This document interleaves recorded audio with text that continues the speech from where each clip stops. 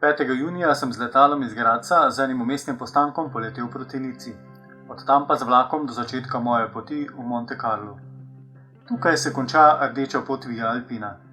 Ker sem se odločil, da pot prehodim v obratni smeri, se tukaj zame vse začne. Leto priprav, načrtovan, sanjan je končno obrodilo sadove. Končno sem tukaj. Začenja se. Pot sem po zemljevidih in Google zemlji večkrat prehodil, pa vendar se podajam popolnoma v neznano. Kako mi bo služilo vreme? Kje bom spal jutri? Kje naslednje dni? Veliko vprašanj. Mi bodo služile noge? Bom zmogel nositi teh 14 kg na svojem hrbtu? 2640 km. Dolga pot. Ali res zmorem to narediti? Pot me je najprej vodila po ulicah Monte Carla, nato po stopnicah, celo z dvigalom in nato v strmo pobočje. Jutranje sonce pa je poskrbelo za prvi znoj. Ko sem se uspel na vrh hriba, sem bil že pošteno premočen. Ta prva 2 dni je bila res peklenska pripeka in nisem si znal predstavljati, kako bom zdržal takšne razmere. In nahrbtnik, ja, res je bil težak. Najpogostejše vprašanje, ki so mi ga postavljali pred odhodom in še zdaj, je zakaj. Kaj te je pognalo na to pot? Najprimernejši odgovor, ki ni zrastel na mojem zelniku, je: če moraš zastaviti takšno vprašanje, ne boš razumel tudi, če nanj odgovorim.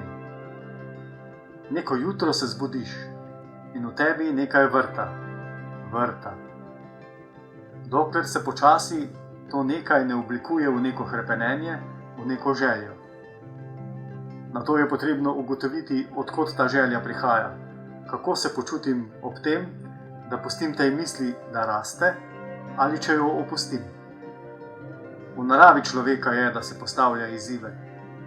Izziv pa seveda ne bi bil izziv, če ne bi bil večji, oziroma ne bi premikal vsaj ene meje glede na prejšnjega.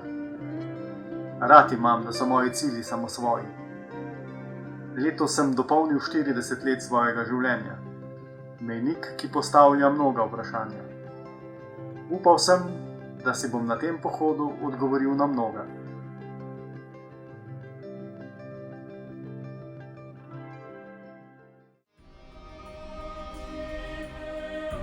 Za Vio Alpino sem se odločil, ker sem slovensko planinsko pot že prehodil. Želel sem seveda nekaj večjega in daljšega za popoln odklop. Izbiral sem med nekaj možnostmi, nazadnje pa se odločil za pot Via Alpina. Alpe sem že precej poznal svojih turno-smučarskih izletov. Švica vse povprek, Silvreta, Stubaj, Dolomiti, Chamonix.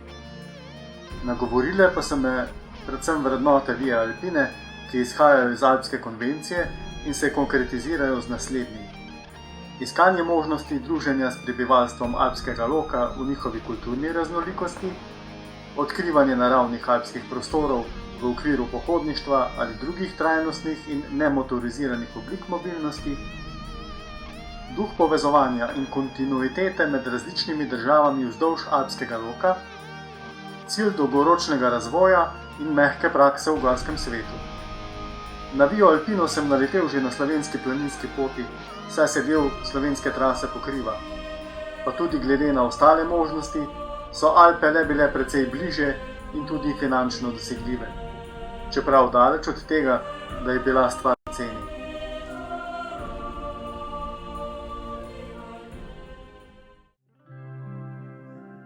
Na poti se nisem preveč obremenjeval, koliko je še kilometrov, kako daleč moram priti danes, kakšen je plan, razen čisto na koncu.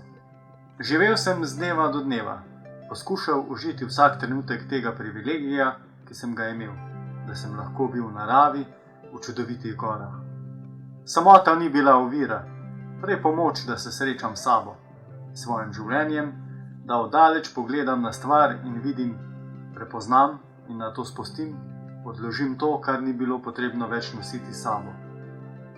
Spone in ograje, ki so mi jih postavili drugi ali sam sebi, so padle druga za drugo. Odpadle so tudi maske. In sem bil tam sredi prostranega gorovja, sam, tak kot sem. In to je zelo osvobajajoče. Človek po naravi ni nesrečno bitje. V nas je položena sreča in veselje. V vsakdanjem življenju pa to dvoje nenehno otapljamo pod množico skrbi. Skrbi se zmanjšajo res samo na tiste najbolj osnovne. Kaj in kje bom jedel, pil in kje bom spal in ali bom imel signal, da se slišim za ženo. Samo potovanje in hoja postaneta način življenja. Celotna pot je res dolga, ampak vsak dan prehodiš le delček in sicer takšnega, ki si ga tisti dan sposoben, glede na počutje, vreme, lepote.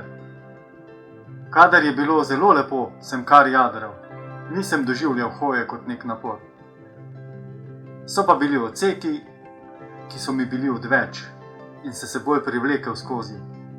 Samo da so minili in je bila to potem tista sreča na koncu.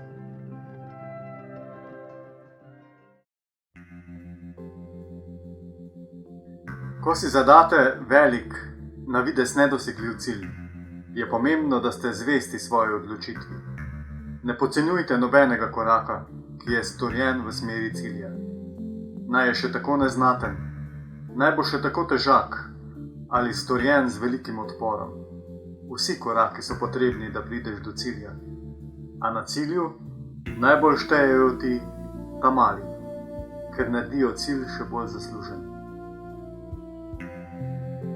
Na takšni poti in seveda vsaki drugi poti je zelo pomembno, da si znamo vzeti čas in užiti trenutek.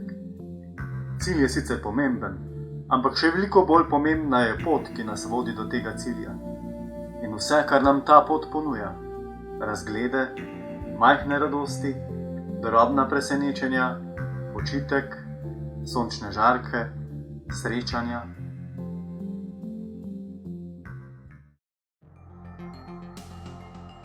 Mladim sem in želim sporočiti, da se življenje ne vrti le okrog zaslonov in računalnikov. Sam pa sem na poti veliko uporabljal pametni telefon. Drži, da gre tukaj za navidezno nasprotje. Nisem nikoli trdil, da je potrebno vse ekrane in računalnike umakniti in jih ne več uporabljati. Trdim pa, da je računalnik in ekran zelo omejen medij. Naše telo ima 5 čutov, s katerim doživljamo vse okrog sebe. Če k temu prištejemo še duhovno komponento 6. Preko računalnika lahko v zelo omejeni kvaliteti dosežemo 2 čuta, vid in sluh. Kako drugače je, ko si s svojim kompletnim telesom in z vsemi super čutili, ki smo jih podedovali od naših prednikov, ki so živeli v in z naravo sredi prostranega gozda, v gozdu, ob reki in doživljaš okolico preko vseh čutil. Ne samo v nekem komfortnem območju, ampak tudi v ekstremnem. Toplota, mraz, glasno grmenje, veter, bučanje vode, močno sonce. To je tista prava izkušnja. Več zaleže, če greš v mogoče ne najlepši kraj na svetu in ga doživiš v vsej polnosti svojih čutil in zavedanja, kot pa da si ogledaš najlepši kraj na svetu z računalnikom. Je prijetno tudi to drugo, ampak ne na račun prvega, ne kot nadomestek. Enako je v komunikaciji z ljudmi. Sam sem bil v tem času veliko ločen od svoje žene. Ne znam si predstavljati, kako bi bilo, če je ne bi mogel poklicati in pisati SMS-ov. Te komunikacijske poti so zelo omejene, a če ni drugih, je to 100% boljše kot nič. A koliko več zaleže en dotik in en šepet na uho kot 100 SMS-ov? V vsakdanjem življenju pa zaradi naglice uporabljamo napačne komunikacijske kanale, ker ni časa. Kako narobe? Gre za pravo mero. Z računalnikom se namreč omejimo, sprejmemo nižjo obliko komunikacije z ljudmi in naravo. A smo vendar veliko več od slik, zvoka in besed.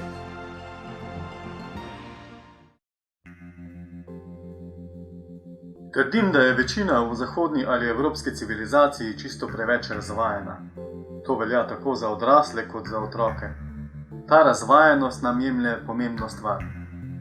Vse, kar nam je dano, vsakodnevne stvari jemljemo za samoumevne, s tem pa izgubimo hvaležnost. Pa naj bodo to materialne stvari, topla voda, mehka postelja, topel dom, elektrika ali razne usluge, pomita posoda, čista obleka, pospravljeno stanovanje, se pravi opravila, ki jih drugi za nas opravijo. Če pa ni hvaležnosti, pa tudi sreče ni. In potem potrebujemo več in več nadomestkov za srečo. Ko se odrečemo ali izgubimo privilegije, topla voda, majhna vsakodnevna ugodja, šele ugotovimo, da so v resnici dar, s tem pa se povrne tudi hvaležnost. Eden od glavnih namenov moje poti je tudi promovirati večdnevno pohodništvo po veznih poteh, kot je Via Alpina ali Slovenska planinska pot. Tak način pohodništva je precej drugačen, kot če gremo nekam za en teden in iz tistega kraja, kjer imamo vse ugodje in komfort civilizacije, obiskujemo različne točke v okolici. Če greš od koče do koče, ali še posebej, če prenočuješ tudi v naravi, moraš vse, kar boš potreboval, naložiti v nahrbtnik in na to vse to nositi sabo 8, 10 ali 12 ur na dan. Verjemite, da človek hitro spozna, kaj potrebuje tako zelo, da to nosi sabo in čemur se lahko odreče. To je zelo zdravilno in predvsem osvobajajoče. V Evropi je sistem koč in druge gorske turistične ponudbe zelo razvejan in omogoča takšna pohajanja s precej lažjim nahrbtnikom kot drugje po svetu.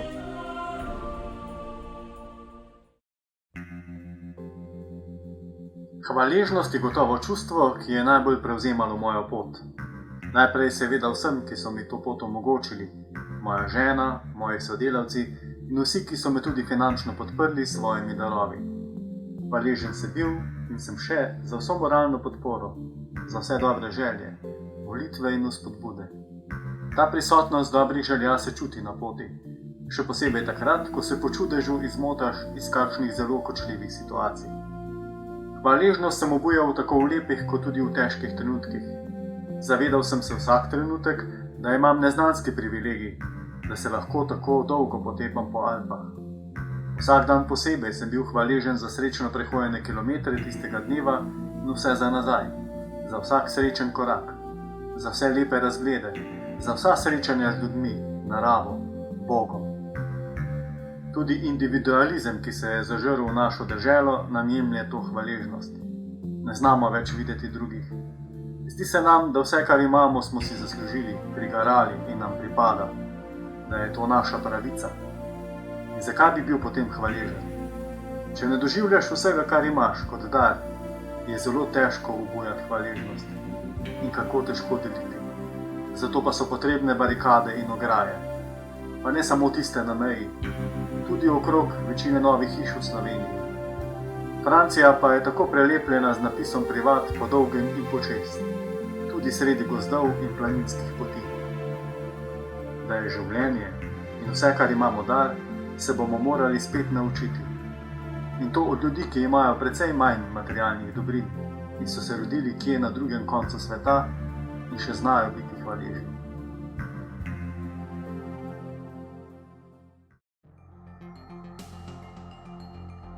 V začetku septembra, kjer sem spet imel nekaj slabega vremena, me je v gorah pričakal že prvi sneg, ki je poskrbel za posebno vzdušje. Veliko predelov preko celotnih Alp me je navdušilo in obogatilo s čudovitimi razgledi. Eden takšnih so bili tudi Dolomiti, kjer skoraj nisem mogel odložiti fotoaparata. Sneg je tudi tukaj dodal svojo čarobnost. Moje poti so bile večinoma samotne, z izjemo nekaterih predelov poti, okrog Šamonija in v septembru preko avstrijskih Alp, Dolomitov in na Karlijski poti, kjer je bilo zelo veliko obiskovalcev. Hoč nisem vnaprej rezerviral, zato sem bil zelo vesel, ker so vedno našli še kakšen skrit kotiček v kakšnem kotu pod streho, da sem lahko prespal na toplem in suhem. V septembru so bile koče presenetljivo polne. Na splošno nimam rad gneče, zato je bilo pohajanje okrog 3 cin kar velik šok, kjer se je res trlo turistov. Zato sem jo kljub silni lepoti hitro ucvrl naprej proti Karlijskim Alpam.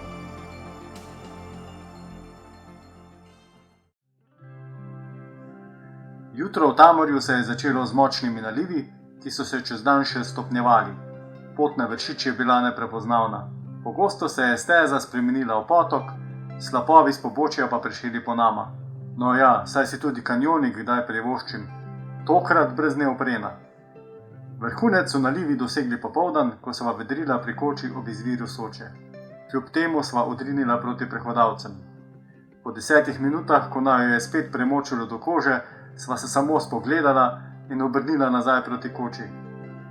Nato je sledil vdor vode v kočo in spanje ob zvoku gasilske črpalke. Boris pa se je požrtvovalno dal na razpolago in priskočil na pomoč pri brisanju vode.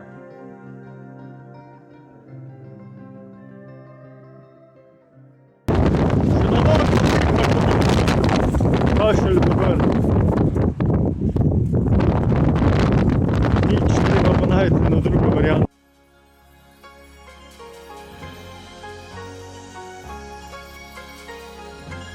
Zadnji dan so se mi pridružili pevski in planinski prijatelji in me pospremili od Lipice do Premude. Cel dan sem se spraševal, kdaj bo nastopila evforija čustev in kako se bom počutil na cilju. Pa neke evforije ni bilo.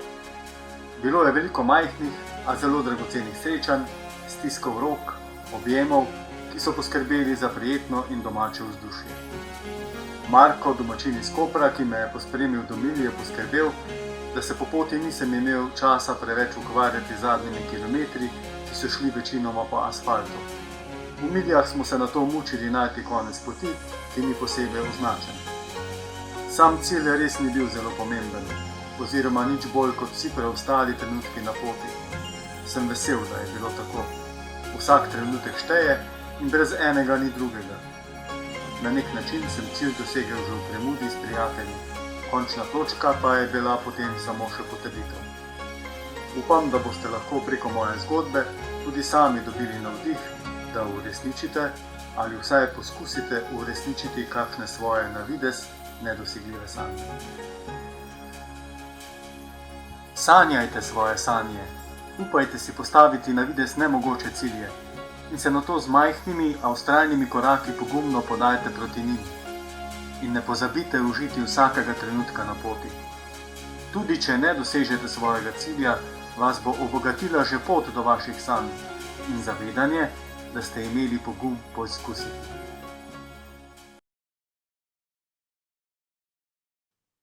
En prav lep dober večer v Infocentru Triglavska roža na Bledu. Smo začeli kar z rdečo direkt. Tako da brez uvoda, ampak še vseeno en kratek uvod v sam dogodek danes. Jutri je Mednarodni dan gora in v okviru tega mednarodnega dneva Alpska konvencija organizira vsealpski festival branja gorniške literature. To Triglavski narodni park tudi že več let, vsako leto nekaj najdemo, da skupaj obravnavamo, beremo majčkeno manj, ampak pač predstavimo kakšne knjižne gorske knjige. Je pa letos, že v začetku leta, iz mednarodne organizacije Društva za varstvo Alp Cipra prišla pobuda, da bi se tudi Triglavski narodni park vključil z dogodkom ali dvema pri praznovanju 25-letnice Via Alpina, ki poteka tudi skozi Slovenijo. Dva kraka potekata skozi Slovenijo, tudi seveda skozi Triglavski narodni park. In potem smo to nekako združili. Seveda smo mogli majčkeno pobrskati, pogledati, če imamo koga v Sloveniji, ki je karkoli v zvezi s tem napisal, in imamo nekoga. In tukaj pred nami, tukaj imate seveda tudi, lahko vidite naslovnice dveh zelo obsežnih, zelo bogatih knjig, napisanih na osnovi lastne izkušnje hoje po Vii Alpina. Tako da bom v nadaljevanju sogovornika Igorja povabila, da se mi pridruži na odru, ker bomo pa dali damam prednost. Bom pa najprej na oder povabila Valerijo Pučko, direktorico Združenja Slovenija Outdoor.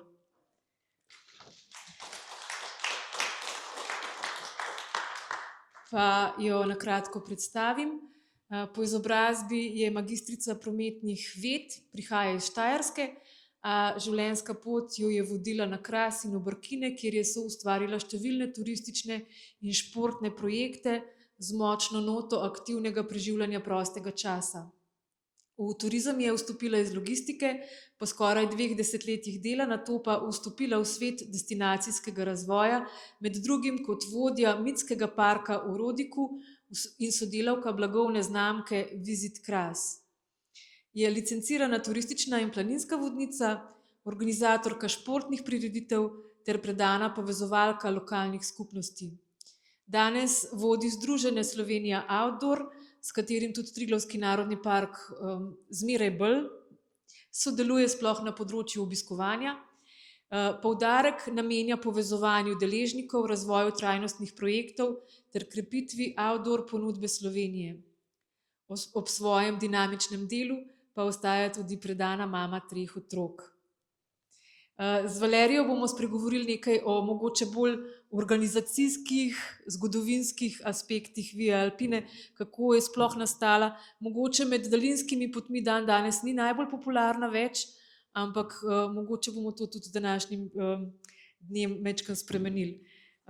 Drugi sogovornik je pa Igor Gruber, ki ste ga že skoraj malo spoznali. Prosim. Igor je pa ljubitelj narave in gora, gornik, turni smučar, pohodnik, računalniški programer, fotograf, pevec in v zadnjem času tudi gorski kolesar. Mladost je preživel na kmetiji in bil že med odraščanjem tesno povezan z naravo in pustolovščinami na prostem, kar mu je bilo položeno v zibko, je pozneje samo razvijal naprej. V srednji šoli je spoznal računalništvo in programiranje in to mu je glavna dejavnost in preživljanje, vsakdanji kruh.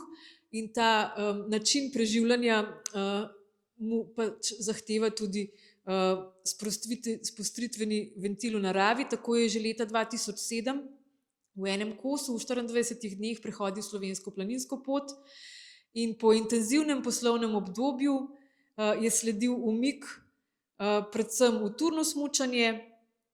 Leta 2015 se je pa podal na, to se pravi 10 let nazaj, se je pa podal na rdečo pot Via Alpina in jo brez prekinitve prehodil v 107 dneh. Sami ste videli, da je to kar zelo, bi lahko rekli, v skrajšani obliki, glede na to, da ima sama pot 161 etap. 3 leta zatem pa je v enem poletju prehodil tudi rumeno pot Via Alpina, to pa v 3 delih.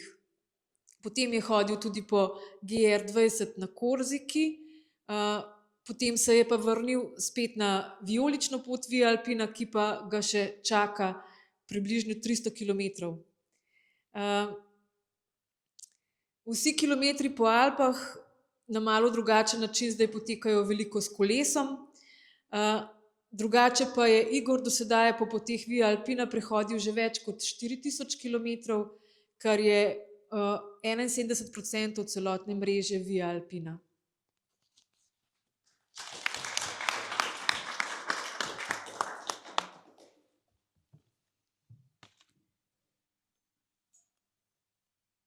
Bomo začeli kar z Valerijo. Pozdravljen. Da ne bom jaz brala, česar sem prebrala samo v literaturi pa na spletu, ker moram priznati, da jaz Alp ne poznam prav veliko. Mislim, ko vidiš nekaj takega ali pa ko prebereš katero od teh knjig, vidiš, da je to res prostranstvo. Pa mogoče samo za začetek majčkeno, vi niste bili zraven takrat, to je bilo okrog leta 2000, ampak še vseeno ste naslednica tistih, ki so v Sloveniji pristopili k snovanju Via Alpina. Tako je. Zdaj mogoče Slovenija Outdoor je že organizacija od leta 2019, jo bolj poznajo pod imenom Slovenija Outdoor, prej smo bili Združenje pohodništvo in kolesarjenje in nekako, ko se je leta 1991 podpisala Alpska konvencija in nekako začela snovati to idejo o eni taki daljinski poti, kot je Via Alpina, je na to vsako leto zrasla močnejša ideja in leta 1999 do 2000 se je nekako ustvaril projekt Via Alpina kot meddržavni povezovalni projekt, kot ste že slišali, v bistvu teh alpskih dežel.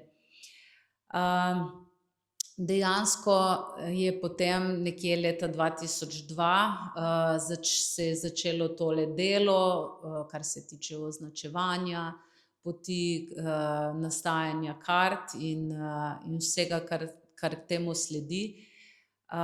In tudi jaz imam danes z mano dva zemljevidka, ki sta takrat nastala za rdečo in vijolično pot, ki potekata po Sloveniji.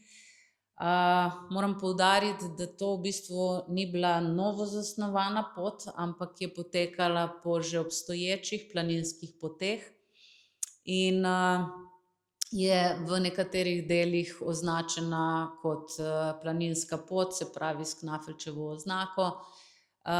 Veliko pa se je skozi projekt, ki je povezoval teh 8 alpskih dežel, če jih omenimo, se pravi Francija, Luksemburg, Monako, Nemčija, Švica, Avstrija, Italija in na koncu Slovenija, je nekako delovalo pod okriljem projekta Alpine Space, ki je trajal kar nekaj časa in v tistem času je bilo narejeno zelo velike stvari. Vodili so jo Francozi. In vse te države so imele neko obvezo z tem podpisom, da sofinancirajo in v nek skupen budžet vlagajo denar. Pri nas je bil v bistvu to glavni Slovenska turistična organizacija.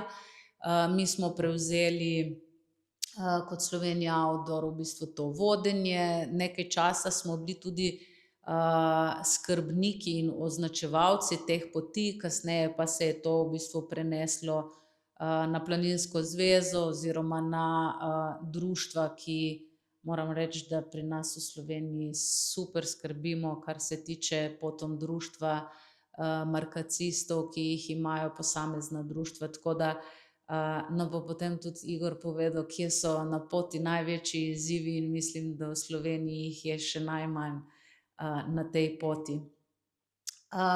Zdaj celoten projekt oziroma nekako povezovalno noto ima Cipra, kot smo že danes povedali. Je pa res, bom rekla, tudi zelo škoda, zaradi tega, ker ko so vse države sodelovale pri kreiranju in celotnem skupnem projektu, se pravi, so financirale ta projekt, potem pa je v nekem momentu so odstopile Nemčija, Avstrija in Italija in v ta skupno vrečo, bom rekla tako, niso več dajale denarja. Vse države so se potem tudi nekako odločile za zmanjšanje sredstev, pri čemer je tudi Slovenija nekako sledila temu trendu. In tako, se pravi, ko enkrat zmanjka nekje denarja, zmanjka tudi entuziazma vseh in nam bo Igor povedal tudi, se pravi, Via Alpina je imela več krakov poti. Pri nas, kot smo že rekli, sta vijolična in rdeča pot in od leta 2024 nekje se je v bistvu ohranila samo rdeča pot. Hvala Bogu, da ste se, Igor, prav zato odločil, da ste jo prehodil in da jo imamo danes tako v predstavitvi. Mi kot Slovenija Outdoor še kljub vsemu podpiramo in oglašujemo daljinske poti, zraven tega je seveda tudi Via Alpina, jo predstavljamo na naši internetni strani in je z GPX-om podprta z aplikacijo v celotni poti, se pravi Outdoor Active aplikacijo, ki jo uporablja tudi Slovenija Outdoor za uradno aplikacijo, ki vodi, bom rekla, obiskovalce, domačine po poteh, ne bom rekla samo po pohodniških poteh, ampak tukaj imamo tudi kolesarske poti, tako da se je skozi leta ohranilo vsaj to, da se je prenovila spletna stran Via Alpina, na kateri lahko najdete vse te opise poti, opise etap in danes imamo, bom rekla, Cipro, ki nas je v tem letu začela nekako znova povezovati, ker je bilo kar nekaj let zdaj malo zatišja. Nikakor pa daljinske pohodne poti niso bom rekla, v upadanju, ampak so celo v porastu, ampak jih je bilo ustanovljenih kar nekaj. Po Sloveniji, tako kot vas pogledam, ste nekako vsi povezani z pohodništvom, sigurno tudi doma ste iz teh krajev, ko vam je to skorajda položeno v zibelko. In tukaj tudi po Triglavskem narodnem parku in po Sloveniji poteka zdaj kar nekaj daljinskih poti, med drugim tudi Alpe Adria, ki pa jo finančno še zmeraj podpiramo, Avstrijci in Italijani, s katerimi imamo projekt, participirajo tudi finančno in se v tem primeru veliko bolj promovira kot Via Alpina. Čeprav moje mnenje je, pa tudi to, kar sem danes videla na filmu, je sama pot, ki je speljana res po alpskih, tudi po visokogorju, ne samo kot neka najlažja pot, ki bi si jo lahko vsak privoščil, mislim, da je ena izmed lepših daljinskih poti. Hvala. Se bomo še vrnili, mogoče k vam po kakšno pojasnilo. Sicer pa, Igor, tega vprašanja zakaj ne bomo postavili, ampak še vseeno, leta 2015, po prehojenih že kar nekaj kilometrih in višinskih razlik po slovenskih gorah in tudi kje drugje, seveda, pa smučanju, a je takrat Via Alpina bila veliko bolj oglaševana? Kako, na kakšen način ste jo spoznali? Ali ste mogoče v hribih samo videli eno oznako in potem sledili namigu? Ja, v bistvu je bilo točno tako, kot ste rekli. Se pravi, ko sem hodil po slovenski planinski poti, sem tukaj v tem primorskem oziroma v Triglavskem narodnem parku in potem začel gledati ta znak in sem se spraševal, potem smo se še pogovarjali z oskrbniki in srečal tudi nekaj pohodnikov, ki so pač bili iz Anglije in so hodili tukaj po tej poti in pa sem se še začel spraševati, kaj je zdaj to, ta Via Alpina. In ko sem končal to pot, sem prišel domov in rekel, nek cilj za naprej je treba imeti. In sem si takrat pogledal in sem bil, to je 2600 kilometrov, pač ta dolga pot, to ne bo šlo v enem kosu, ne. Potem se je pač življenje zgodilo, stvari so dozorele in ne vem, po vodenju, po 10-letnem oziroma 8-letnem vodenju enega računalniškega podjetja sem potem bil res zelo na meji pregorelosti in sem rekel, zdaj pa rabim eno sprostitev in takrat sem se potem začel spet ogledovati, da bi se podal na neko pot. Gledal seveda tudi v Ameriko, kjer se je takrat razvijala ta kultura pohodništva, zdaj po teh raznoraznih poteh, še posebej PCT, recimo pač tudi, ko se je Hollywood malo ozrl na te stvari, ne. Ampak potem se mi je zdelo, pa zakaj bi jaz hodil tam nekje v Ameriki, po neki puščavi, če lahko hodim tule v Alpah in sem si v bistvu našel, sem se spomnil na to Via Alpino, sem še enkrat pogledal, pa sem rekel, v bistvu je to nekaj zelo primerljivega, ampak bom pa v nekem okolju, ki mi je blizu, ki mi je ljubo, se pravi gore, ki sem jih tudi marsikje že poznal, pač bom rekel preko turno-smučarskih podvigov, ki sem jih imel tudi za nek, bom rekel, ventil takrat v času najhujšega stresa, da sem večkrat po zimi pač potem šel samo tja v gore in mislil sam na to, da živ dol pridem. pa da ni bilo treba razmišljati na kakšne druge stvari, poslovne. In ja, mi je bilo to blizu in potem sem se odločil za to pot.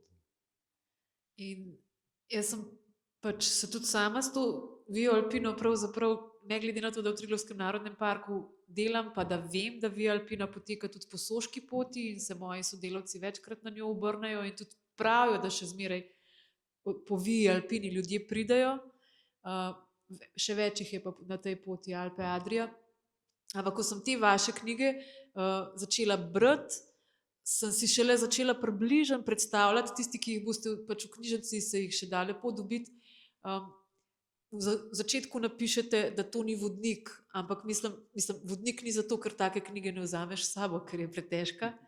Ampak definitivno je ogromen vaših izkušenj in tudi konec koncev napotkov tega, kako se sploh lotiti planiranja take pustolovščine. 107 dni, to so 3 meseci, pa še malo.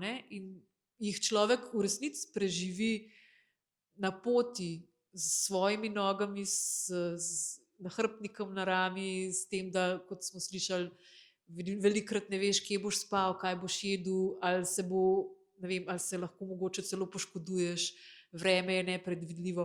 Kako ste se lotili takrat, ko je bila to vaša prva izkušnja in kako se lotevate zdaj, ko še zmeraj nadaljujete po drugih poteh Via Alpine? Ja, to se pa kar precej razlikuje, ne. Se pravi, ta prvi projekt je bil res en tak ključen, kjer je bilo najprej potrebno meje v glavi prestaviti, ne. Se pravi, kjer je bilo treba najprej reči samemu sebi, ja, saj je možno to narediti, ne. Se pravi, je možno to prehoditi, oziroma ne, je možno, jaz lahko to prehodim. Se pravi, pač, ko sem se začel spogledovati, pa sem si vse skupaj naložil v Google zemljevid in potem z miško pač prehodil parkrat od gore do gore, pa si rekel, aha, tule bi šlo v enem dnevu, potem bi šlo tule v enem dnevu, aha, saj, ok, pa še v enem dnevu, v 14 dneh, v 100 dneh, in pol je tudi nastal ta projekt 100 dni, ne. In ko je kliknilo, da se, izvedljivo je, in ko sem trdno verjel, da je možno, pol je bilo pa pol seveda, ko sem prvič zložil vse na kup, kar sem mislil nesel zraven, je bilo krepko čez 20 kilogramov in sem videl, da s tem ne bom mogel. Pa sem imel dobro opremo, ker sem pač turno smučal in tako naprej, ampak pri takem pohodništvu je treba iti res v ultralight, se pravi v čisto optimizacijo, uporabljati stvari, eno stvar za več različnih namenov in iskati. Tako da sem naredil kar eno leto sem se pripravljal in sem naredil potem temeljito raziskavo tako na to, kje bom spal, s pomočjo uradnih podatkov Via Alpine, planinskih kart in tudi Google zemljevidov, tako da, ker sem nekako slutil, da ne bo vse povsod internet in tako, da bi lahko, da se zanesel, da bom si vedno lahko pogledal, in res je bilo tako, a ne, da glih v najhujših trenutkih, ki so se mi zgodili na poti, si brez vsega. Takrat, ko dež, ko dežuje kot v avtopralnici, pa veter piha, pa tako naprej, noben telefon pač je praktično neuporaben. Tudi če bi ga imel v neki vrečki, je to toliko ti zasloni, da dotik ne delujejo, ker je vmes, ko bi ti enkrat potegnil, je še 100 kapljic na telefonu. Tako da ti to, kar si pripraviš vnaprej, pride zelo prav. Potem ko sem prišel nazaj in ko se je nekako vse skupaj povezalo, sem se odločil najprej, da pač, ker so ljudje hoteli slišati to, kaj se mi je zgodilo, in sem najprej naredil ta film. Zaradi tega, ker si nisem mogel predstavljati, kako naj zdaj imam neko PowerPoint predstavitev z slikami in premikam to, pa tudi če bi jih imel 100, ker bi se najbrž zagovoril, sem rekel, ne, moram narediti tako, da bo tempirano, da bo to v 1 uri šlo skozi. In sem res naredil film, v katerem je bilo povedano to, kar sem želel, potem smo se pa o tem pogovarjali in to. je bilo res kasneje, po ne vem kolikih predstavitvah, pa ko so me ljudje toliko nagovarjali, sem se pol odločil še za knjigo. Tako da sem potem poskušal te izkušnje načrtovanja, tudi nekih napotkov. Tako da, ja, to je en tak pravi miks. Po eni strani so uradni podatki o poti, potem so moji podatki o poti, potem so neke, ja, neke modrosti, neke misli, ki so se skanalizirale tam v hribih skozi mene in sem jih pač čutil, da jih moram nekam zapisati, da jih moram dati naprej, da to ni moja last. A pa to ste sprot zapisovali? A, mislim, Ne, a je bila ideja, da bo nekaj takega nastalo že na poti? To me zanima. Ker mislim, da človek drugače dokumentira. Jaz grem lahko, to razmišljam čistko, jaz grem lahko zdaj na en izlet, pa če si ne bom zapisala, kje sem bila, jaz čez 14 dni ne bom točno vedela več. Ni bilo, to ni bilo v planu, pač, ker sem pač ljubiteljski, kot tudi s fotografijo se ukvarjam, sem pač fotografiral. Pač zase sicer je nastalo 12.000 fotografij, ker se mi je predvsem v začetku zdelo, da kamor sem pogledal, je bila fotka.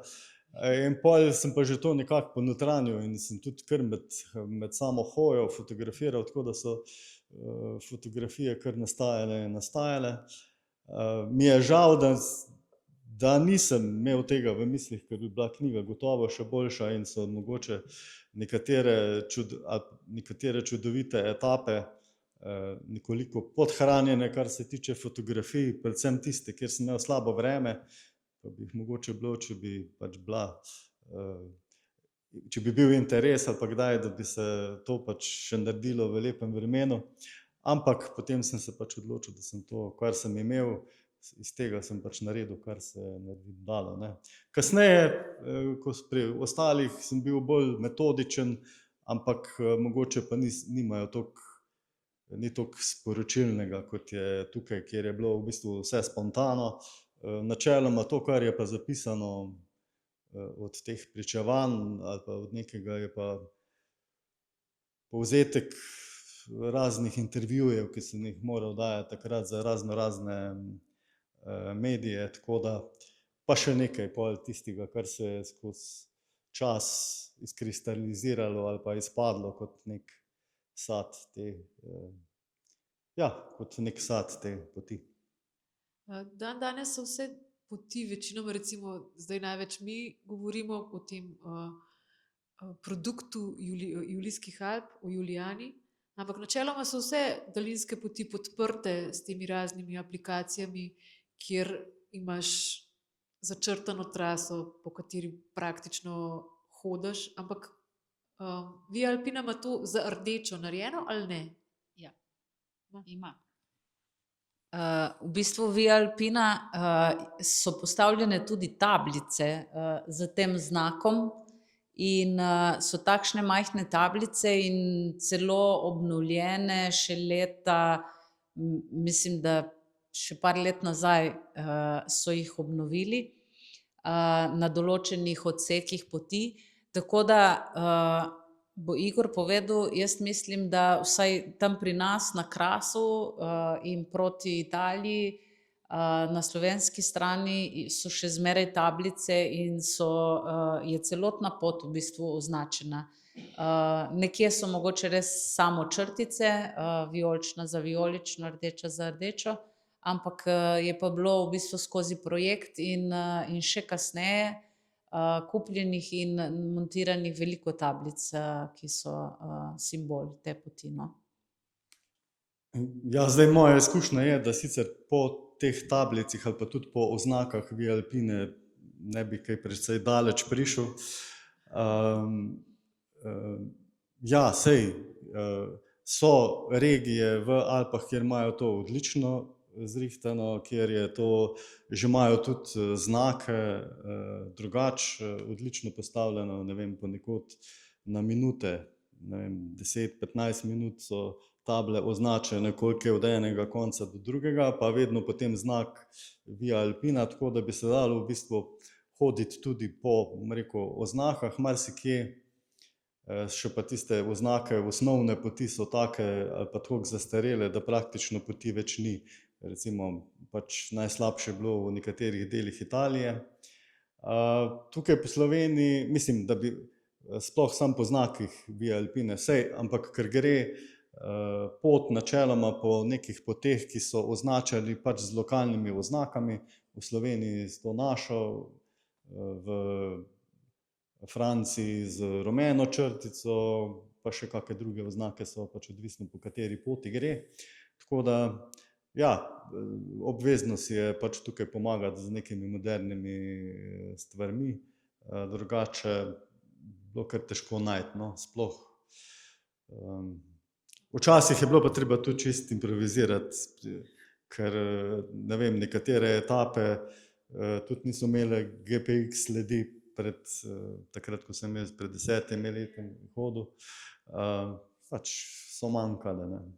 In če se to sovpade s tem, da je tudi še slabo označeno, pol pač malo tipaš. Ampak načeloma, okej, je dobro. Tu v Sloveniji smo imeli pa na začetku, oziroma so mi pravili, da je bilo tudi predvsem na Primorskem veliko težav, ker so domačini to dol trgali, ko so rekli, kaj zdaj tu Italijani markirajo neke svoje poti, ne, ker pač je via pač na italijansko spominja. Jaz sem to hotela bolj vprašati v smislu, da v tistem 10 let nazaj teh aplikacij pač ni bilo, ne? Ja, pa 10 let nazaj pač nismo uporabljali pač namenskih aplikacij, smo imeli pa pač GPX naprave oziroma GPS napravo, mogoče ni bilo tako, pa tudi s telefonom. Ni bilo to komot, ampak pač Jaz sem na si podoben pomagal način. in s telefonom in s tem, zato ker tukaj sem imel pač pri roki in sem sam pogledal, to sem sam kontroliral, a sem še prav. Ne vem, na vsakem križišču, to gre zdaj sem, tako, medtem ko na telefonu sem pa tudi imel, je bilo pa ono, koliko še pa imam zdaj, še 2 uri, še na 3/4 sem, kaj pač tukaj bil bolj slab ekran, ne, tako da še tudi 10 let nazaj se je dalo. Ko sem knjigo gledala, pa pač pogledaš, je tako lepo opremljena za vsako etapo, tudi piše, koliko prehojeni v času, v kilometrih in potem višinci gor, pa višinci dol. A ni nobene etape, da bi človek gor ostal? Ker zgleda res tako, kakor da včasih se gre več dol kot gor, ampak vsakič se gre gor pa dol. Ja, Via Alpina je res peljana tako, da načeloma se izogiba najbolj težkim alpskim potem, da je nekako primerna za vse. Načeloma gre tudi čez kakšne vrhove, ki so pač mogoče lažje dostopni.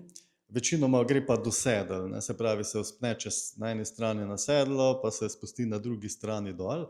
Sam pri nas so sedla, ne vem, 1500, v Franciji so pa sedla 3200, a ne. Se pravi, ko si pod onimi 4000, pač moraš kar konkretno gor in Via Alpina je gor, dol. In v enem dnevu lahko greš gor, pol pa, ko prideš gor, že vidiš naslednjega, kam boš plezal in greš najprej dol in pol spet. Pa ne samo to, velike višinske razlike so, lahko si tam 3700, pol greš pa na 200 metrov dol, pa spet na drugi strani gor, nazaj. To sem opazovala in sem si mislila, če bi meni kaj korajžo vzeli, bi mi od to. Zdaj, edino karnijska pot je taka, da v bistvu ostaneš 4-5 dni potem tukaj, bolj ali manj gor, ne. Semle po Avstriji. Pa Sloveniji. Samo tukaj nekaj odprla, sem si precej zanimivih delov označila, glede na to, da beremo gore, bomo nekaj malega saj prebrali iz te knjige. Pa bom kar, mogoče kar naslepo.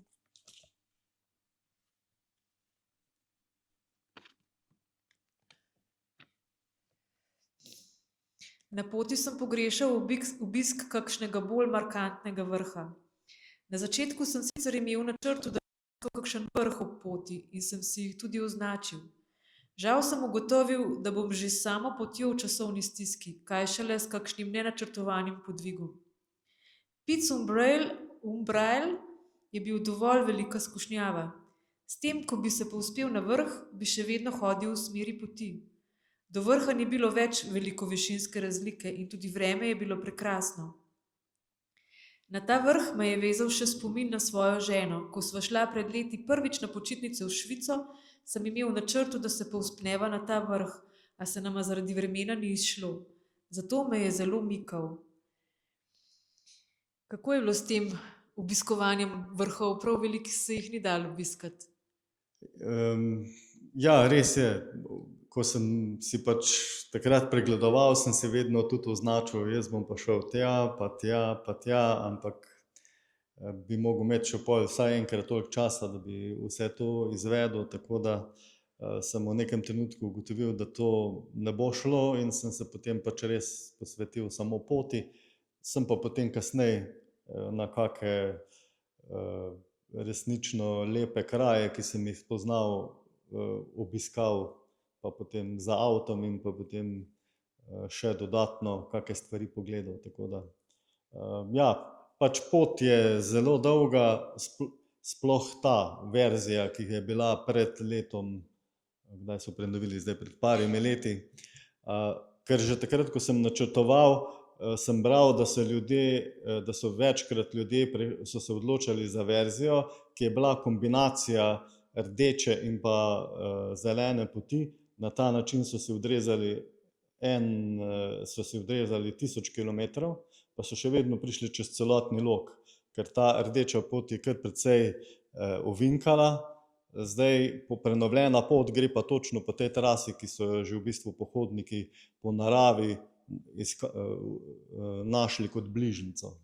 Tako da je zdaj uradna pot tudi ta, bom rekel, bližnjica in je precej krajša, se pravi nekaj dobrih 1600 kilometrov. Ja, seveda, sej, ampak v bistvu ti še vedno prehodiš od Trsta do Monaka in greš čez celotni alpski lok in predvsem je to zato, ker pač Alpe so Alpe in te lovi zima na začetku in na koncu. Če si prezgoden, boš imel ogromne težave na prelazih z snegom, ali pa pol na koncu spet z novim, tako da je kar težko najti ta pravi, pa še pa od leta odvisno, lahko še ti ga vmes nasuje poleti, tako da jaz sem imel s tem kar srečo, tako da nisem naletel na neka trda snežišča, vse posod, kjer sem bil, je bil sneg mehak in s tem nisem imel preveč težav. Prav mi je prišlo tudi turno-smučarsko znanje, pa kakšne izkušnje prej iz gora, tako da. Se vas bom prosila še za kakšno anekdoto ali pa mogoče za najlepši in najhujši dan, ampak tukaj še ena izkušnja iz ene koče. Ko sem prišel na kočo La Flagère, je bila ura že pozna in vsi so bili pri večerji. Koča je bila res polna. Pustili so me čakati kar nekaj časa in mi na koncu povedali, da pri njih danes zame ne bo prenočišča. Tudi na klopi nisem smel prespati. Vzel sem nekaj pijače in se poslovil. V bližini nisem si želel spustiti v Chamonix, sem si našel prenočišče na terasi, ki je ponoči zaprta. Čeprav sem imel na začetku čuden občutek, sem kmalu, ko je začelo zahajati sonce, postal neizmerno hvaležen, da sem ostal brez prenočišča v koči. Kajti doživel sem prelepo ugašanje dneva in poslavljanje sonca na Mont Blancu. Nato so se prižgale zvezde in zjutraj sončni vzhod. To je bil najlepši večer na moji poti. Malo trda postelja, a pogled skozi okno, božanski. Mogoče ja, a imate kakšno etapo, ki je res ostala, tako da rečete, ne vem, da bi šel še enkrat samo tja, ali pa da je bilo tako lepo, ali pa da je bil tak dober dan tudi za vas, ali pa ne vem, kakšen tak res lep spomin. Ja, takih odsekov je zelo, zelo veliko, tako da ne bi zdaj mogel reči, da ne bi želel biti pristranski in rekel samo nekaj je lepo. Ne, ni res. So lepe gore ali pa Alpe takrat, kadar so ti 4000 pokriti snegom in potem s to zeleno podlago, potem so pa tudi Alpe, ki izgledajo malo drugače, na prvi pogled divje, negostoljubne, ampak pol, ko si pa tam, pa v bistvu vidiš, koliko so nedotaknjene, da je to tista prvinska narava z ogromno živalmi. Tako da ni tista lepota na prvi pogled, ampak pol, ko si tam, te pa v bistvu ta divjina, čista nedotaknjena, brez smučišč, brez ljudi, navdušuje. Tako da, ja, veliko, pač vsaka regija tukaj, bi rekel, pač ponuja ogromne stvari, če že gremo čisto po državah. Tako da, če me vprašate, bi rekel, kamorkoli, ni zdaj preferenc. Seveda so tu Slovenske gore z neko domovinsko pridihom, čeprav glih te so mi dale največ. Zato sem vas hotela še bolj vprašati. Ja. Ampak mogoče čisto samo, mi si predstavljamo, ko smo tle v Julijskih Alpah doma, da je povsod po Alpah, recimo polet, ogromno obiskovalcev. A so bila območja tudi, kjer je bilo res, da je bila pač okrog 3 cim ste napisali, da ste kar zbežali, povedali, da ste kar zbežali, ampak so območja, ki so recimo preobljudena, kot imamo mi občutek, so pa tudi, kot ste rekli, območja, to si ne znamo predstavljati, kjer ste pa sami recimo hodili ali pa kjer je pa res še divjina. Ja, tudi v Franciji, predvsem pa v Avstriji so območja, ko cele dneve ne vidiš nikogar, razen doma živali, pa tu pa tam mogoče kakšno ovco ali pa kozo, pa mogoče kakšno hiško. Ali pa v Švici, ko si mislimo, da so vse v Švici, Švica ima ogromno teh gora in tam se lahko pač v nekih področjih so res divje stvari, ko res, če se ti tam kaj zgodi, te ne bojo našli 14 dni.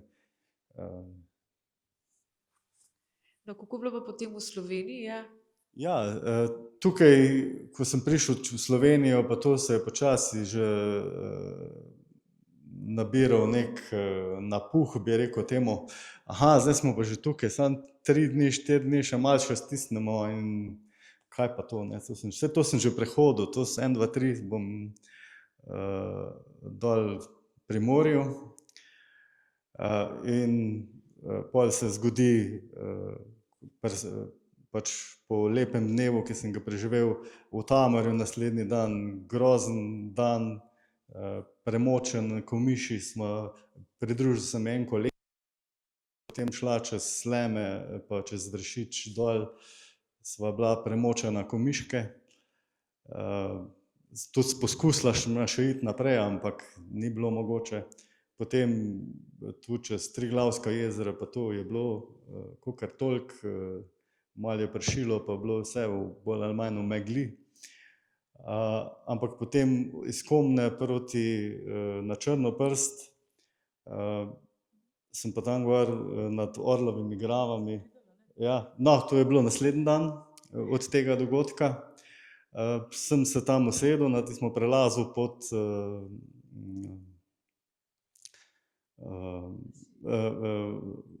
tako na šiji in sem imel intervju z novinarko iz Planinske zveze Slovenije in sva se pogovarjala in sem bil že tako, se pa res, zdaj sem pa že kar, zdaj pa sem praktično fertik, ne. In pol, ko je tisti intervju bil konc, samo takole pogledam naokrog in vse je bilo temno, vse se je zaprlo v parih minutah in odprlo se je dež, je začel iz vseh strani kot v avtopralnici, še nikoli nisem videl, da dežuje navzgor. In sem probal priti čez,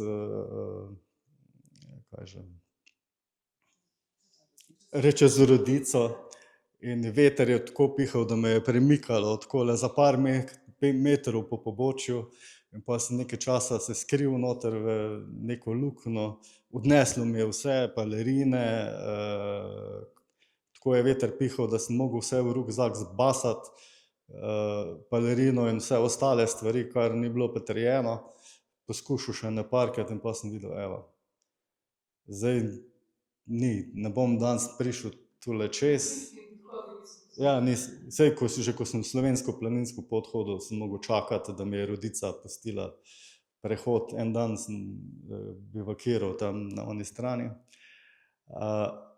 In me je res pokazalo, da sem imel srečo čez celotne Alpe, da mi je narava dovolila, da sem lahko prehodil. Tukaj mi je pa pokazala, evo, ni, če ni, sem se mogel omakniti in sem mislil, ok, v redu, grem vsaj dol v to kočo Merjasec, bom tam prespal, nič, je bilo vse zaprto. In na gondoli v dolino sem požrl še zadnji ponos, kakor sem ga imel, ne. In je bil to ena taka prizemljitev, da ja, ko je že bil tisto malo napuha, da je to neprav in se mi zdi, da je bilo taka res streznitev. Pol sem si seveda pogledal, zato ker sem se bal, da bo res naslednji dan ne bo možno to tudi še vedno prehoditi. In sem ugotovil, da je tam pač Črno prstjo ena cesta poteka z Vogla do tja, ne. Da sem vedel, ok, to imam za rezervo, še vedno sem se vrnil na Orlove glave, zastonj sicer, veter je še vedno toliko pihal, da sem videl, da ni, in pol sem pač Črno prst moral obiti. Čeprav gospa oskrbnica na Črni prsti mi je že par dni prej pisala, naj pridem, da že imajo vse skuhano za mene in tako naprej, ampak ni šlo. Pa mogoče samo še, da se dotaknemo še tega. Jaz sem, ko sem bila v Crater Lakeu, v našem pobratenem parku v Oregonu, sem videla tam pohodnike, ki hodijo po tej atlantski ali pacifiški poti in da jih že tam po raznih uradih ali pa tako kot bi tukaj v infocentru paketi čakajo, ki jim jih pošljejo od doma. Nove čevlje ali pa kakšno novo vetrovko pa take stvari. Kako ste pa vi to nekako imeli urejen? Zasledila sem, da recimo, da čevlji recimo zdržijo približno 600 kilometrov. Ja, tudi jaz sem to študiral in glih ta organizacija mi ni bila všeč, da bi si jo mogel narediti tam v Ameriki precej manj infrastrukture. Tako da si pač potem na poštno ležeče ali pa na neke infocentre pošiljajo pakete, nekateri že vnaprej, ko si planirajo, da si potem razdelijo. Tam je še problem tudi to, da hrano si je treba na ta način, ker načeloma so neki punkti, kjer ti lahko prideš, pa imaš restauracijo, večinoma si pa kuhaš hrano na poti in tudi potem spiš v šotoru, ne. In si moraš to zelo dobro splanirati. Zdaj sicer poteka tudi neka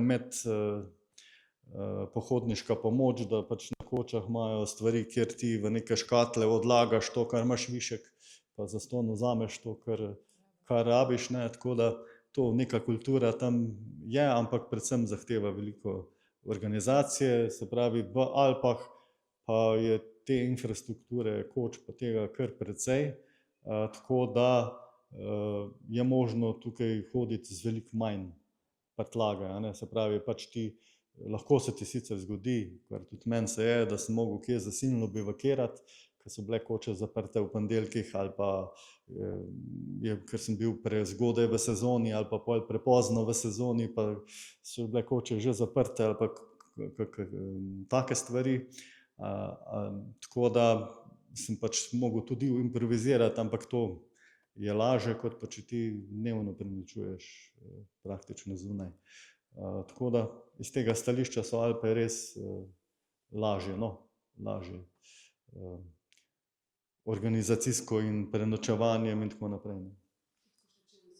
Aha, ja, kar se tiče čevlji, tudi kakšne čevlje si lahko kupiš. Jaz sem sicer imel tako narejeno, da je moja žena me na 3 tedne oziroma na 14 dni, potem tu, ko sem bil bliže, obiskovala in sem tudi naredil vrečke. Prvi obisk, drugi obisk, tretji obisk, pol smo še pa vmes kaj skombinirala. Zdaj, načeloma sem potem čevlje po 14 dneh poslal čevljarju, ker so kakšni šivi šli, ker to je drugače, če ti čevlje nosiš na enodnevne ture, pa po tistih parih urah jih daš na suho, pa se posušijo. Tukaj je vlaga skozi, ne. Tudi ko je čevlji so skozi vlažni, od švica, če že ne v drugega, ne.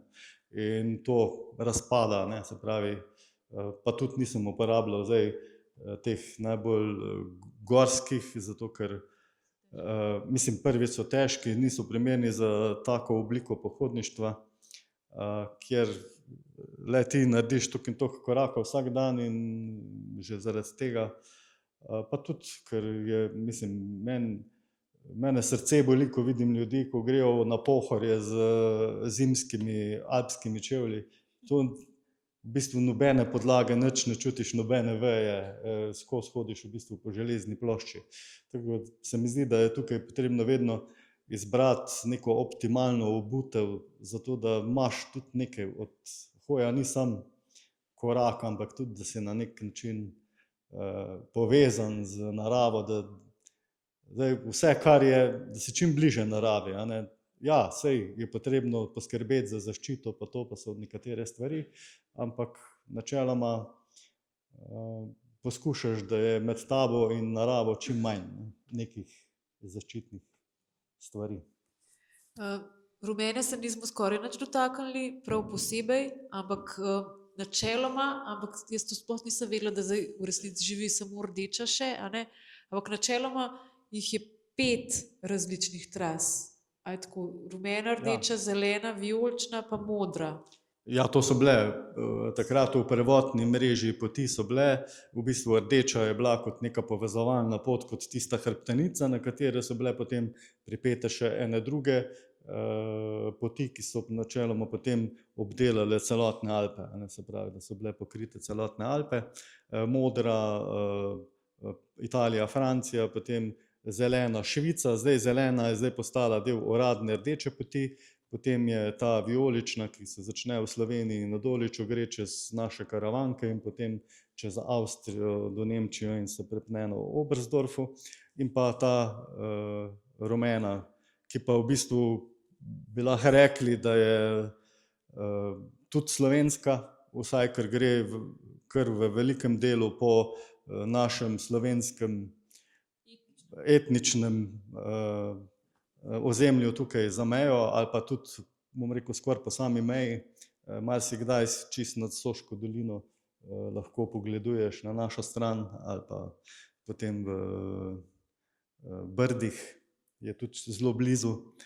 Tako da, ja, zdaj ta pot je bolj divja od rdeče poti, sploh v Dolomitih.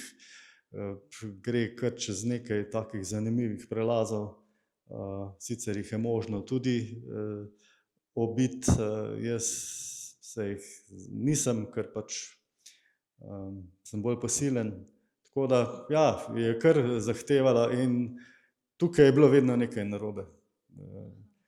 Tukaj je bilo veliko živancije, tukaj pa je bilo tako, vedno je nekaj manjkalo. In ta pot me je učila, da je potrebno v življenju se fokusirati na tisto, kar ti gre v redu. Čeprav ti gre nekaj slabo v tistem istem trenutku, moraš tisto pustiti, ne, se pravi, če sem bil lačen, so bili ful lepi razgledi, pa lepa narava, in obratno, se pravi, kadar sem imel pa ful za jesti, je bilo pa ful slabo vreme, recimo, a ne. Tako da lahko bi me eno ali pa drugo znerviralo, da ne bi uspel uživati v nečem drugem, tako da. Definitivno se, ne glede na to, na katero od teh poti se človek poda, ali pa tudi, če greš v tujino, ali pa po Julijani, recimo, a vas Julijana kaj mika? Ja, sem se odločil med Julijano pa takrat med vijolično Zdaj, problem je bil, ker jaz sem se na vijolično pot odločil, ko je bilo še konec, mislim, med prvim zaprtjem koronskim, tako da Italija je bila še zaprta in ne bi mogel v Italijo. Zaradi tega pa tudi se mi je zdelo, da je nekoliko preveč po kakih prelahkih poteh ali pa pač, da ni toliko gorska. Tako da sem se pač rekel, ok, zdaj bom ostal zvest vijolični Alpini in sem potem, pa tudi Avstrija je bila prosto prehodna, tako da sem takrat pač pol šel rajš na ta del. Hotela sem reči, da ne glede na to, kam se podaš, če si sam s sabo, pa s svojimi nogami, pa s telesnimi napori, pa z naravo, se verjetno veliko naučiš o samem sebi. Ja, to gotovo. Če ljudje mislijo, da če greš nekam, da boš zbežal od svojega življenja, v bistvu je ravno obratno. Ti svoje življenje vedno nosiš s seboj in tam, ko si sam, ko nastane praznina, zdaj v vsakdanjem življenju mi kar filamo, pa filamo kupe enih informacij, Facebook, poročila, eno in drugo in tretjo in v bistvu naša podzavest sploh nima nikoli mira, da bi malo pospravila ali pa da bi malo zadihala in pol lahko marsikaj ostane tam navlečeno, pa kjer razsejano s stvarmi, ki so se nas mogoče močno dotaknile, ampak nismo imeli časa, da bi jih uredili. Ko se pa tukaj odreže ta dotok informacij in nastane kar naenkrat mirna gladina jezera, pol pa začne to jezero vlačiti ven stvari iz enega leta nazaj, iz 10 let nazaj, tam sem mu tole rekel, pa ne bi smel, pa je bilo to narobe, pa ne vem, mogoče če imam z nekom konflikt, mogoče ima pa on tudi malo prav. Tako da, če ne uspeš iti v bistvu, če ne uspeš tega se soočiti z samim seboj na taki poti, potem ne prideš do konca, zato ker teh misli ni mogoče odgnati. Tudi če jih mogoče uspeš nekam potlačiti za 5 minut, bojo nazaj, ne, in je treba iti čez to in zato tudi, ne vem, vse je bilo rečeno, ja, sprejeti, dobiš in pol je eno veliko olajšanje, ko pač tisto stvar potem tam pustiš ob poti in je to ena tak res pot k samemu sebi. Saj zato pa to je romanje, ne? In romajo ljudje že tisoče in tisoče let in to je isti princip, ne? Se pravi, ti greš nekam in pol pride tvoje življenje k tebi, se z njim soočiš, mogoče je tam, ko si nekje drugje in nisi noter, lažje določene stvari videti iz daljave, pa pri sebi stvari urediti, a ne? Zato tudi ljudje hodijo na Camino, pa ki je mogoče ima malo bolj ta pridih nekega romanja. Ampak to, če berete v literaturi, boste zasledili, da so to izkušnje vseh daljinskih pohodnikov. Sam pač, ne vem, moraš hoditi, moraš biti nekje odmaknjen, se pravi, ali pa vsaj neka 2 meseca in tej fazi čiščenja, bi rekel, potem sledi ena faza nirvane, ko pa ti se res počutiš povezanega z samim seboj, z ljudmi, z naravo in ko v bistvu iz tega stališča postane res ta pot ena taka navdušujoča izkušnja, ko je ne glede na to, če ne vem kako slabo vreme, ti se počutiš, kot da si na ne vem čem. Sicer drugače nisem bil, tako da ne vem, kako to izgleda, ampak se mi zdi, da je nekaj podobnega. Ja, tudi to je res, da telesno, čeprav, ja, kondicijo imaš, ne, se pa pojavljajo potem kakšne kronične bolečine, ne, zaradi nahrbtnika in tako naprej. In seveda je pa treba za telo tudi tukaj skrbeti, predvsem jaz na srečo tukaj nisem imel problemov, nikakršnih težav z žulji, razen en dan, ko tisti prvi dan, ko sem se še učil, ko sem bil cel dan na mokrem, kako moram skrbeti za noge, tukaj je bilo pa malo več tudi kakih žuljev in tem in to pač različni pohodniki, žulji te lahko kar, bom rekel, mislim, onesposobijo ali pa mogoče ne onesposobijo, ti otežijo zelo stvari, ne. Ker jaz sem pomagala delati to pohodniško prireditev Highlander, pa je trajala 5 dni, 100 kilometrov in na njo smo nekako vabili ne tiste visokogorce, ampak je bila pot, mislim, je pot tako nekako speljana, da jo zmorejo vsi, ampak to se ti zdi tako, kaj, 30 kilometrov v enem dnevu, to bi še šlo.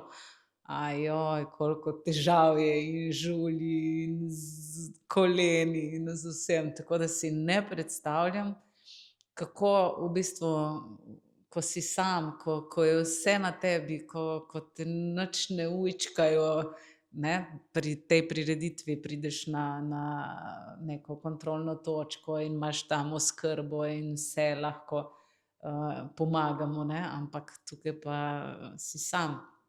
Pa kaj sem hotela še reči, koliko je v bistvu ena taka pot veliko bolj spoštovanja vredno človeka, ko tole naredi, kot pa, jaz sem prej omenila Alpe Adrio pa Juliano Trail. To so poti, ki danes imamo agencije in ti pripeljejo prtljago od točke A do točke B in ti nosiš samo oni nahrbtnik, ki ti res rabijo stvari. Tako da to je res ena čisto druga, ta prava izkušnja, kot pa to, kar mi danes govorimo v neke turistične namene. Dejansko pa so te poti, se kažejo ti turistični potenciali, ker se mi zdi, da bo tudi vedno več teh ljudi, ki se bojo začeli malo odmikati od realnosti, vsaj za nekaj časa, no. Ja, saj v bistvu jaz upam, da bo zdaj iz Amerike pride ne, ampak zdaj mogoče ta pohodniški val, se mi pa zdi, da je to nekaj dobrega in da tudi to zdaj počasi prihaja tudi v Evropo, in pa ne zdaj, da bi mi hodili na njihove poti. Mi imamo tukaj prečudovito naravo, tudi Alpe, Karpati, še kaj drugega, tudi te poti tudi po Balkanu, ki so fenomenalne, tako da pač treba izkoristiti to, kar imamo tukaj, kar je tudi lažje zorganizirati. Principi, ki se pa pač dogajajo, pa izkušnje, ki so pa, rekel, podobne. Mogoče, ja, ne bi rekel, da zdaj, če ne greš pa v Ameriko, pa napisi ti, boš pa zdaj imel slabšo izkušnjo, kot pa če greš čez Balkan ali pa čez Alpe. Ja. Mogoče bomo dali, da še lahko kdo od vas kaj vpraša, ampak definitivno bi verjeten po svojih izkušnjah, pa glede na to, da še nadaljujete tak tip pohodništva, tudi vsakomur priporočil, da si lahko vzame čas, če si ga le lahko za kakšno daljšo hojo od točke do točke, ne pa da greš vmes domov, pa potem spet. Tako, to je gotovo eno od mojih sporočil, tudi noter v samih knjigah boste našli veliko nasvetov, kako se te stvari lotiti. Jaz sem tudi začel z spletno stranjo, pa za pobudo za to, da bi se stvari skupaj še z nekaterimi, ki so se v Sloveniji ukvarjali, žal je potem malo zmanjkalo zagona, sicer nekaj vsebine se najde, spletna stran je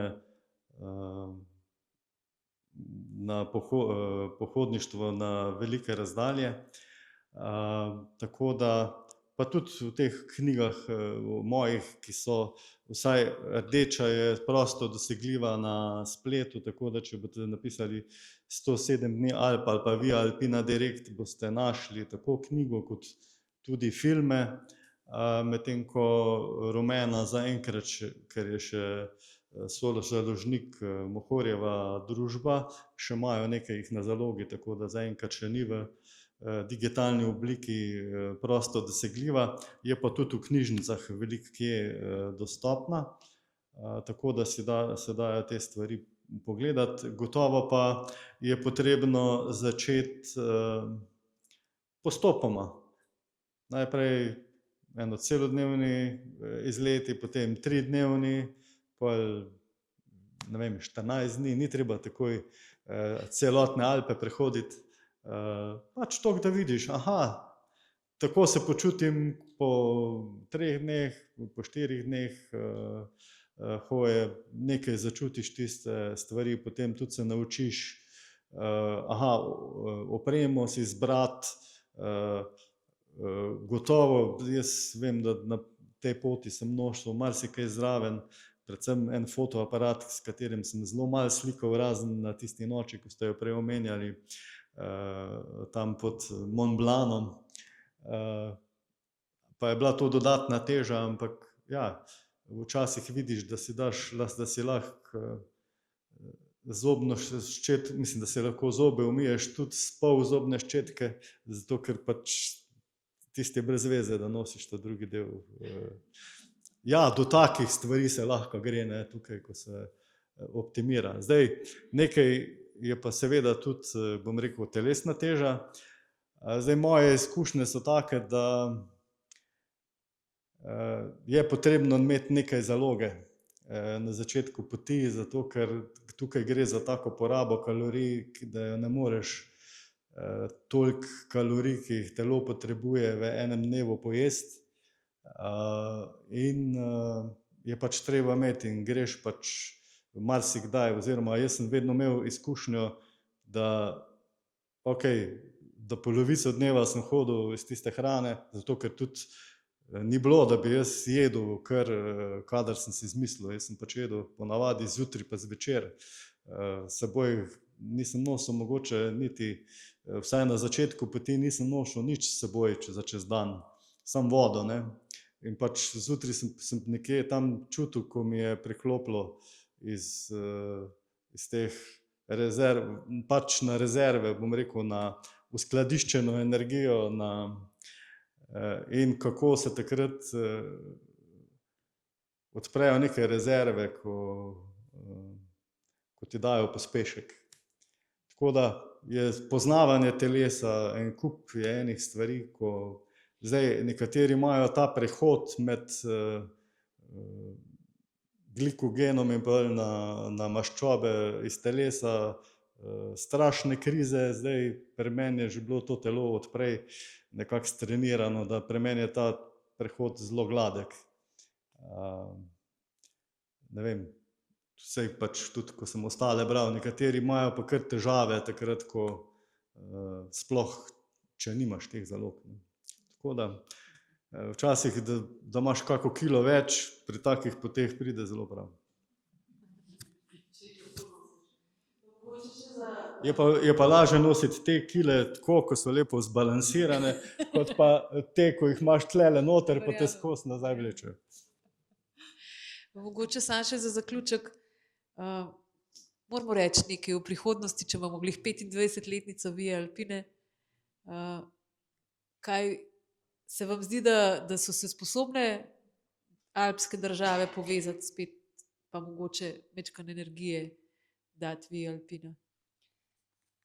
Ja, se zdaj recimo to leto, ko je Cipra nas nekako začela spet povezovati pa iskati, bom rekla, pri nas tudi ta prvi direktor, ki je bil snovalec in ki je sodeloval z njimi, ga ni bilo več, pa so oni poiskali vse kontakte, pa so nas spet povezali od Francozov, Švicarjev in tako naprej.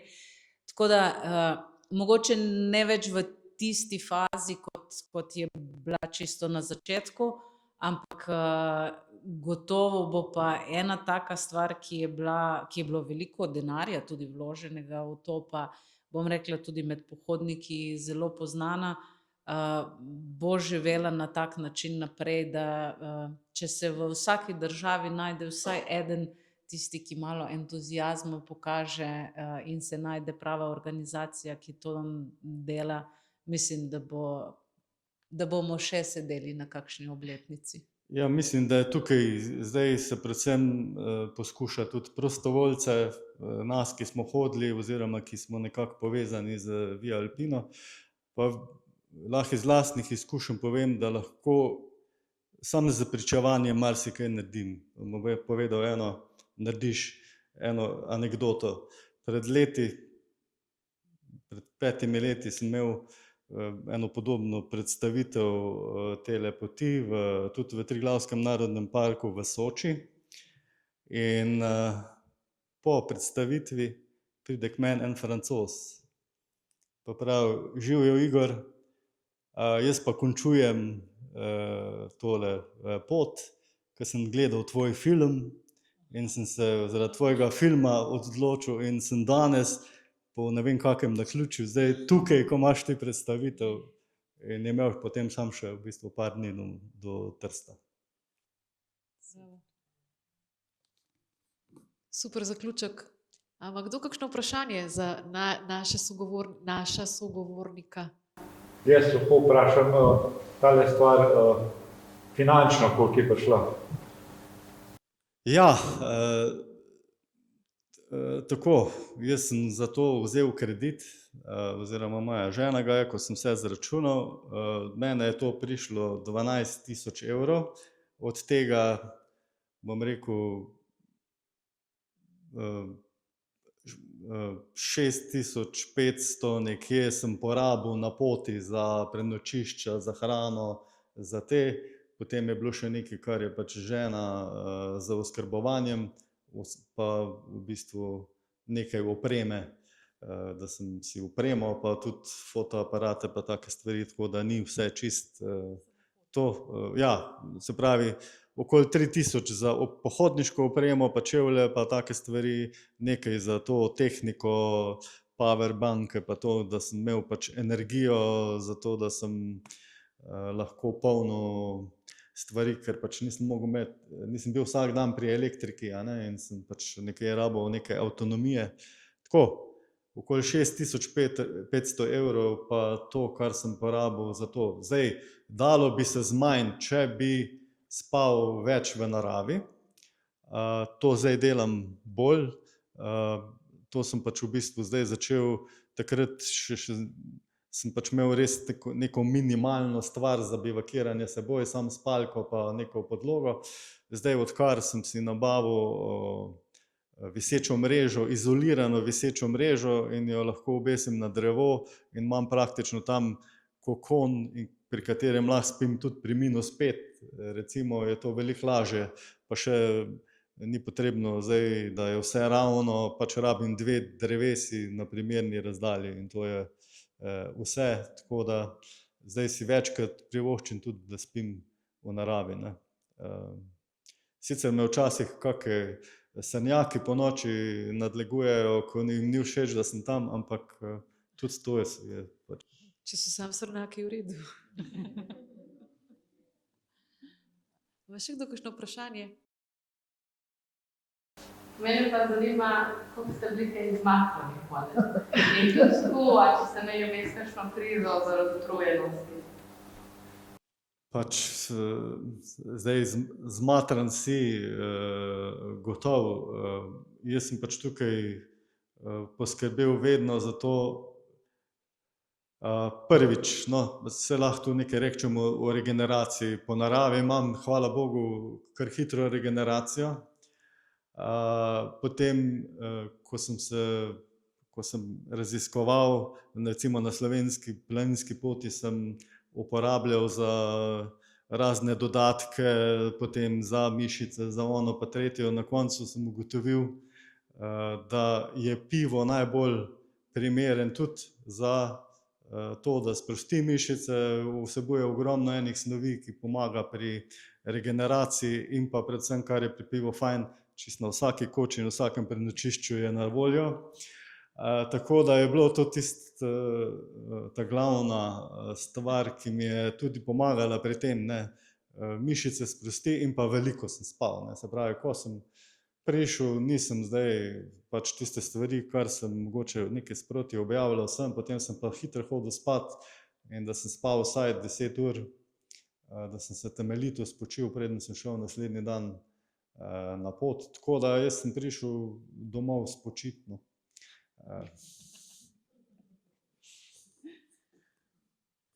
Bolj je bilo to, ne, da sem si pač, ja, ko sem šel na pot, sem bil praktično v stanju, že sama priprava na pot je nekaj sicer mi pomagala, da sem malo iz tiste izgorelosti zlezel, bolj mentalne, psihične, kot pa toliko telesne.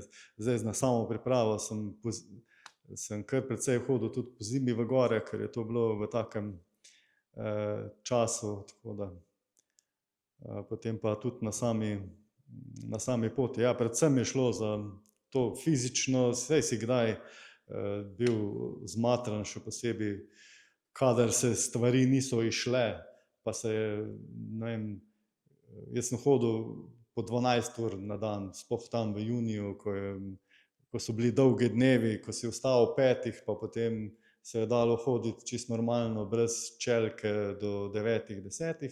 Kdaj se ti je pa tudi kaj zalomilo, pa sem prišel do tja, ker sem mislil, da bom mogel spati, ker sem hotel spati, da je bilo to avgusta in si nisem več mogel privoščiti, da bi spal zunaj, ker je bilo premrzlo in sem mogel pol še 4 ure za čelko na glavi gor do kake koče, ne, recimo. Tam si pa pol utrujen, ko prideš. Ima še kdo kakšno vprašanje? Ali ste se že navdušili? V glavnem vas lahko tudi najdejo, ne? Če ne drugje na Via Alpina Direkt prek Facebooka. Če ima kdo kakšno konkretno vprašanje, ko se bo recimo junija odpravil na pot. Drugače bi se pa vama obema zelo lepo zahvalila za obisk. Mislim, da smo kar lepo proslavili to 25. obletnico, pa tudi festival Brati Gore je lahko zadovoljen z današnjim dogodkom. Vam vsem pa tudi seveda hvala za obisk, hvala za vse vaše obiske letos. To je letos ta zadnji dogodek. Januarja pa bomo začeli z Škocjanskimi jamami in predstavitvijo knjige Irene Cerar Svetišča narave. Tako da sledite dogodkom, pa boste videli, kdaj se spet vidimo. Ja, hvala za vabilo, vam pa seveda za pozornost.